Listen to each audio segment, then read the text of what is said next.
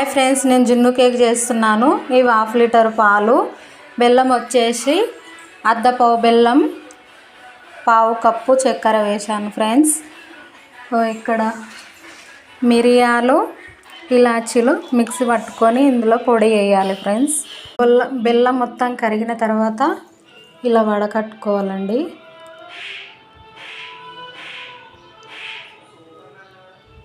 ఇలాచీలు mixie పట్టాం కదా, ఇలా జల్లి పట్టుకోవాలి. ఎందుకంటే ఆకులు ఉండకుండా ఇలా ఆకులు వస్తాయండి. ఓకే, చూడండి ఫ్రెండ్స్ ఎలా వస్తుందో.